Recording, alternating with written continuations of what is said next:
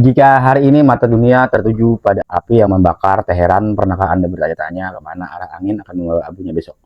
Sebuah pola mulai terbaca oleh mereka yang jeli. Setelah Iran, banyak analis mulai menoleh ke arah Turki sebagai target pergeseran sistematik selanjutnya.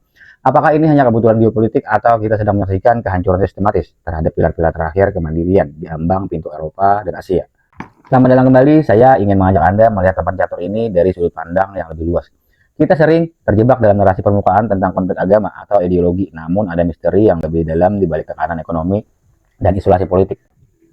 Mengapa negara-negara yang memiliki posisi tawar, strategis, dan visi kemandirian yang kuat selalu berakhir dalam pusaran krisis? Turki dengan kendali atas Bosporus dan ambisi industri pertahanannya kini berada di persimpangan jalan yang sangat mirip dengan apa yang dialami tetangganya. Secara kronologis, kita melihat penggunaan senjata non-militer yang semakin pasif sebelum peluru ditembakkan, mata uang dan stabilitas domestik adalah yang lebih dulu diserang. Fakta tersembunyinya adalah era baru ini tidak lagi membutuhkan invasi fisik untuk menundukkan sebuah bangsa. Melalui manipulasi rantai, pasok, energi, dan ketergantungan sistem finansial kita, sebuah negara bisa dilumpuhkan dari dalam. Jika Turki menjadi target selanjutnya, dampaknya akan terasa hingga ke dapur-dapur kita di Indonesia. Kita bicara tentang jalur perdagangan maritim yang terhambat dan pergeseran peta aliansi global yang memaksa setiap negara untuk memilih pihak.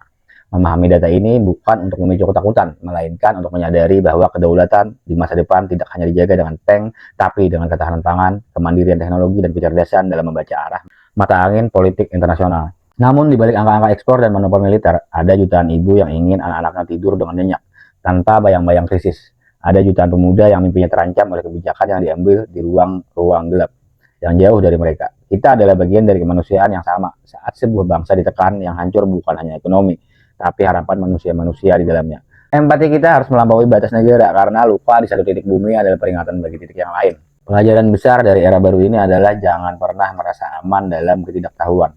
Kita harus mempersiapkan diri dengan dua senjata utama, kecerdasan akal untuk membedah data dan kebersihan hati untuk tetap berpegang pada kebenaran. Jangan telan informasi mentah-mentah, berpikirlah luas, cari sudut pandang lain, dan mulailah membangun kemandirian dari hal terkecil. Karena di masa depan hanya mereka yang memiliki kedaulatan atas pikirannya sendirilah yang tidak akan mudah digerakkan sebagai pion. Terima kasih telah menyimak analisis ini. Sekarang saya ingin Anda merenung, jika benar Turki adalah titik tekan selanjutnya dalam skenario global ini, menurut Anda persiapan apa yang paling mendesak bagi kita di Indonesia agar tetap berdiri tegak?